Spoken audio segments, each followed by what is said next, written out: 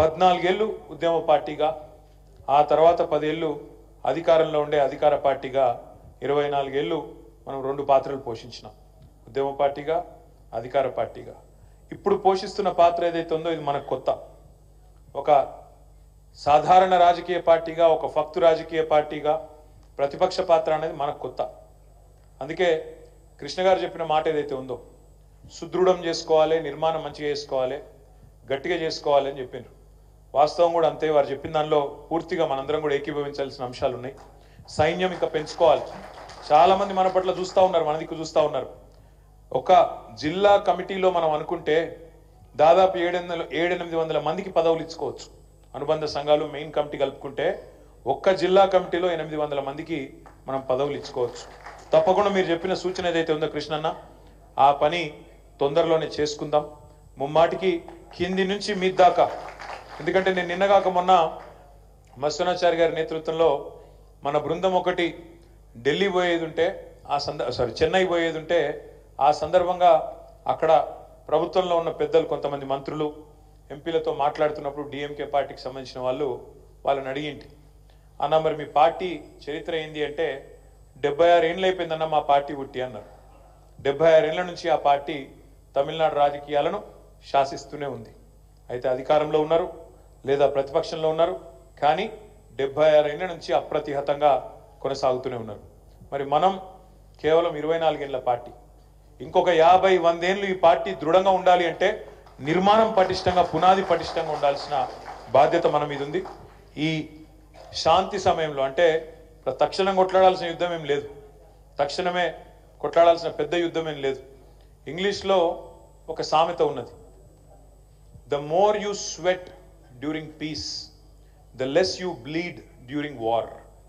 మళ్ళీ చెప్తా, the more you sweat during piece the less you bleed during war. అంటే శాంతి సమయంలో ఎంత ఎక్కువ చెమట ఒడిపితే యుద్ధంలో అంత తక్కువ రక్తం కారుతుంది అనే మాట దానికి తాత్పర్యం. ఈ మాట ఎందుకంటున్నా అంటే ఈ సమయంలోనే మనం పార్టీ నిర్మాణం కానీ, ఈ సమయంలోనే మనకేమైనా చిన్న చిన్న పొరపాట్లు, లోటుపాట్లు ఉంటే వాటిని సరి చేసుకోవడం కానీ ఇప్పుడే చేసుకోవాలి. తప్పకుండా ఆ దిశగా మనం దృష్టి సారించాల్సిన అవసరం కూడా మన మీద ఉన్నది. తమ్ముడు వీరేందర్ చెప్పిన మాట కానీ, ఇంకా వినయన్న చెప్పిన మాట కానీ, ఇంకా మిగతా పెద్దలు చెప్పిన మాటలు కానీ, నేను చెప్పేదల్లా మీ అందరితో ఒకే ఒకటి. వినయ్ భాస్కర్ గారు నిబద్ధత కలిగిన నాయకుడు, కానీ నాకు ఆయన మీద ఉన్న కోపం కూడా ఏంటంటే ఆయన ఓడిపోయాక నువ్వెట్లా ఓడిపోయినావు అని అడిగిన. తెల్లారు లేస్తే ఆనే ఉంటావు వడ్డపల్లిలా, తెల్లారు లేస్తే జనంలోనే ఉంటావు, మాస్ లీడర్వు, ఎవరైతే ఓట్లేస్తారో పేదవాళ్ళు వాళ్ళకు అండగా ఉంటావు. అర్ధరాత్రి ఎవరన్నా వచ్చి 2ంటికి వచ్చి తలుపు కొట్టి అన్నా అంటే బయటకు వస్తావు, ఉరుకులాడుతావు, నువ్వెట్లా ఓడిపోయినావు అని అడిగిన. నిజంగా కూడా నాకు అర్థం కాని ప్రశ్నలలో ఈ ఎలక్షన్ తర్వాత వినయన్న ఓటమి కూడా ఒకటి. అన్న ఏమన్నాడంటే, తర్వాత అన్న మాత్రమే కాకుండా ఇంక ఇతర పెద్దలతో కూడా మాట్లాడుతుంటే, అన్న 2-3 కారణాలు ఉన్నాయి, చేసింది చెప్పుకోలేకపోయినాం, ఇది వాస్తవం అన్నాడు. నిజం కూడా అది. నాకు 4-5 రోజుల కింద ఒక పిల్లగాడు సోషల్ మీడియాలో ఒక మెసేజ్ పంపించిండు.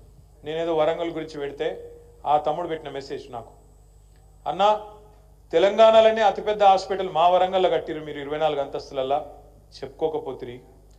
భారతదేశంలోనే అతిపెద్ద టెక్స్టైల్ పార్కు మా వరంగల్లోనే కడితిరి, కాకతీయ మెగా టెక్స్టైల్ పార్క్ అని, దాని గురించి గొప్పగా చెప్పుకోపోతిరి. ఆఖరికి ఇన్ని ఐటీ కంపెనీలు తెస్తిరి, టెక్ మహీంద్రా, జెన్పాక్ లాంటి ఐటీ కంపెనీలు కూడా వరంగల్కి తెస్తిరి, చెప్పుకోకపోతిరి. ఇన్ని పనులు చేసి చెప్పుకోలేదు, అవతలోడేమో మీరు ఏం చేయలేదు అన్నాడు. ఇప్పుడే మా తమ్ముడు సీను చెప్పిండు, ఆ నయీం నగర్ నాలా కానీ ఇంకోటి కానీ 300 కోట్లు పెట్టి ఖర్చు పెట్టి కట్టి మొన్నవాడు మీ ఎమ్మెల్యే అనేటోడు పూలాభిషేకం చేయించుకోవట్టే. 7 అన్న 9 తెలియదు.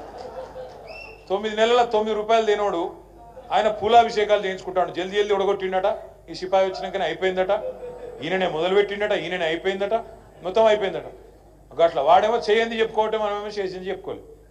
మనం చేసి పని చేసి నిబద్ధతతో జనంలో తిరిగి కిందవాడి మీదవాడి చెప్పుకోలే అంటే దానికి 2 కారణాలు ఉన్నాయి. ఒకటి, కార్యకర్తలు ఏం ఫీల్ అయినరు, 10 ఏళ్లలో నాకేం ఒరిగింది, ప్రజలకు అయింది కానీ నాకేమైనా వచ్చిందా అని కార్యకర్తలు ఫీల్ అయినరు. కొంత నిరాసక్తంగా నిర్లిప్తంగా మీరున్నారు. నాకు ఒక డబుల్ బెడ్రూమ్ ఇల్లు ఇచ్చిరా ప్రత్యేకంగా, అందరికి వచ్చిందా? నాకు వచ్చింది. అందరికి వచ్చిన పెన్షనే వచ్చింది, అందరికి వచ్చిన కళ్యాణ లక్ష్మి వచ్చింది, అందరికి వచ్చిన సీఎంఆర్ఎఫ్ఏ వచ్చింది, అందరికి వచ్చిన రైతు బంధే నాకు పడ్డది తప్ప నాకు ప్రత్యేకంగా ఏమైనా నచ్చిందా? ఆర్థికంగా నాకేమైనా లాభమైందా? మా ఇంటోళ్ళు తిడతాను, ఏమని ఇన్ని రోజులు తిరిగినవి ఏమొచ్చిందా నీకు అని ఇంట్లో తిట్టబట్టరి. ఒక పదవి నచ్చిందా? రాకపాయ.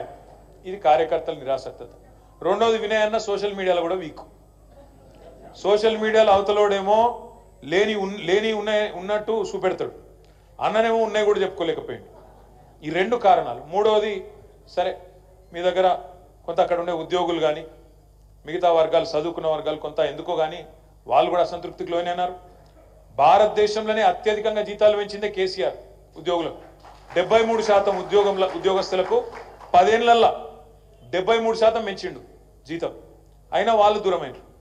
నిరుద్యోగులు పిల్లలు 1,60,000 ఉద్యోగాలు నింపినాం, ఇంకొక 80,000 ప్రాసెస్లో ఉండే. వాళ్ళకి చెప్పినాం కూడా, లాస్ట్ తనలాడినాం చెప్పేందుకు, అరే తమ్మి ఈ దేశంలో ఇంతకంటే ఎక్కువ ఎవరు ఇయ్యలేదు తమ్మి ప్రభుత్వ ఉద్యోగాలు 10 ఏళ్లలో. ఏదన్నా ఒక ప్రభుత్వం అంటే నేను రాజీనామా చేస్తా, మాకంటే ఎక్కువ ఉద్యోగాలు ఇచ్చింది అని కూడా చెప్పిన. కానీ ఎందుకో అవతలోళ్ళ ప్రచారం మాయలో పడిపోయి ఇటు నిరుద్యోగులు దూరమైనరు. అత్యధికంగా జీతాలు ఇచ్చిన మాకు కేవలం మొదటి తారీఖు నాడు మాకు జీతం ఇయ్యలేదని ఉద్యోగులు దూరమైనరు. ఇట్లా రకరకాల కారణాల వల్ల కొన్ని వర్గాలు ఏదైతే మనతో బలంగా ఉండేనో వాళ్ళు దూరమైనరు. అంతే తప్ప మనం చేసిన తప్పులు కానీ, మనం చేసిన ఘాతకాలు కానీ, మనం చేసిన దుర్మార్గాలు కానీ, అరాచకాలు కానీ ఏమి కూడా లేవు. ఇక వీటి మీదకెళ్ళి మన మీద జరిగిన దుష్ప్రచారం, ఎన్నెన్ని మాటలు